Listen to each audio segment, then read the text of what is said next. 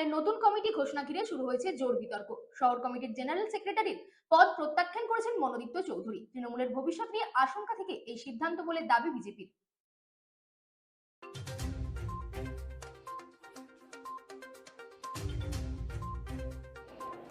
বিষ্ণুপুর শহরে তৃণমূলের নতুন কমিটি ঘোষণা ঘিরে শুরু হয়েছে জোর বিতর্ক।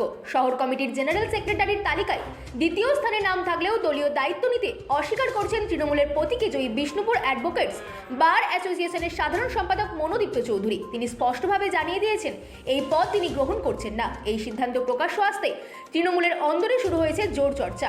শহর সভাপতি দিব্যেন্দু ব্যানার্জি জানিয়েছেন তার কাছে এখনো কোনো লিখিত অভিযোগ জমা পড়েনি, বিষয়টি দলীয় স্তরেই খতিয়ে দেখা হবে। অন্যদিকে বিজেপির দাবি তৃণমূলের ভবিষ্যৎ নিয়ে আশঙ্কা থেকেই এই সিদ্ধান্ত। Bureau report, রাতদিন news network.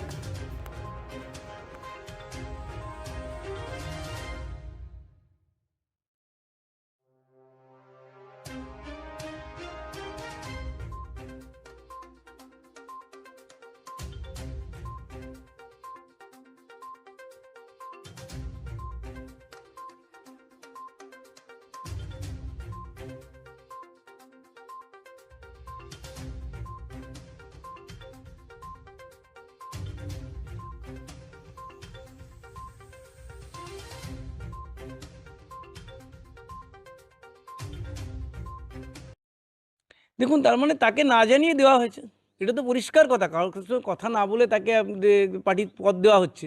তার মানে কি, যাকে তাকে ধরে যেমন খুশি করে বসিয়ে দেওয়া, নিজেদেরকে একটা ভাবমূর্তিকে মানে পরিষ্কার ভাবমূর্তি রাখার চেষ্টা করছে। কিন্তু তিনি তো বেটার উকিল, তিনি জানেন যে এই চোরেদের দলে থাকা যাবে না। আগামী দিনে ভারতীয় জনতা পার্টি আসছে, তাদের নিজের নাম না খারাপ করে কী লাভ আছে? তাদের দীর্ঘদিনের তারা ধরুন এখানকার প্রতিষ্ঠিত একটা ফ্যামিলি, তার জন্য তিনি সেখান থেকে সরে এরকম অনেকের কাছে যাবেন যারা জানেই না হয়তো যে এই 23 জনের জেনারেল সেক্রেটারি।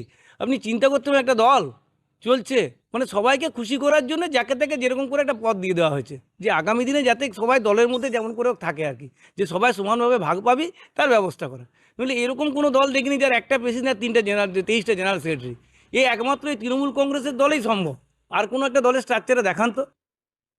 দেখুন, এই ব্যাপারে তো আমাকে কেউ লিখিত এখন পর্যন্ত জানায়নি। তাহলে আমি এ ব্যাপারে কি বলবো বলুন? কোনো আমি লিখিত কারোর কাছ থেকে কোনো কিছু পাইনি। দেখুন, এটা তো দল বার করেছে, দলীয় ব্যাপার। তো এই জায়গায় অনেকেই আছে, তো সেখানে আমি কিন্তু এখন পর্যন্ত কোনো রকম এই যে লিস্ট বেরোনোর পর থেকে কারোর কাছ থেকে কোনো লিখিত কোনো অভিযোগ আমি পাইনি।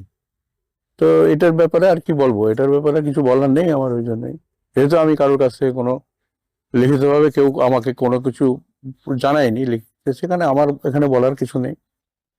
আপনার নাম পরিচয়? দিব্যেন্দু ব্যানার্জি, সভাপতি, বিষ্ণুপুর শহর তৃণমূল কংগ্রেস কমিটি।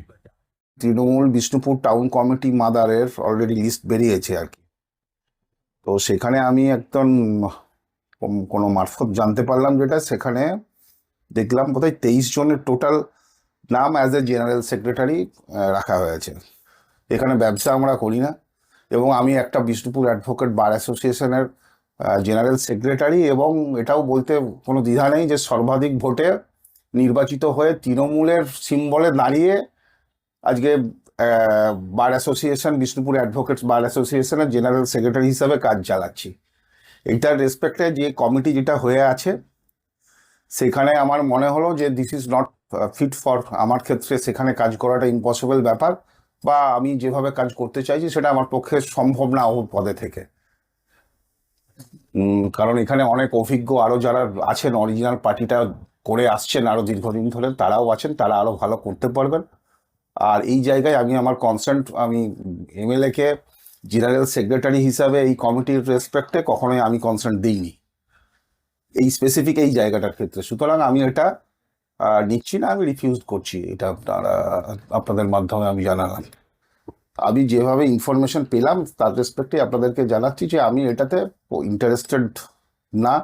কারণ এই ফিল্ডে আমি কাজ করে দলের হয়ে ঠিক মতো করতে পারবো বলেও মনে হয় না, সেই এক্সপিরিয়েন্সও নেই। আমি আমার যে জায়গায় আছে সেই জায়গাতেই ঠিক আছি, আর এটা নট ফিট ফর মি, এটা আমি মনে করি না যে এটা ঠিক আছে বলে। কিন্তু আলটিমেটলি আমি এটা নিচ্ছি না বা করছি না, যেভাবেই হোক। যেহেতু লিখিত ওনাদের কোনো কনসার্ন ছিল না, সুতরাং লিখিতভাবে জানানোর কোনো প্রশ্ন নেই। তারপর নাম পরিচয়? আমরা মনোদীপ্ত চৌধুরী, অ্যাডভোকেট, বিষ্ণুপুর কোর্ট।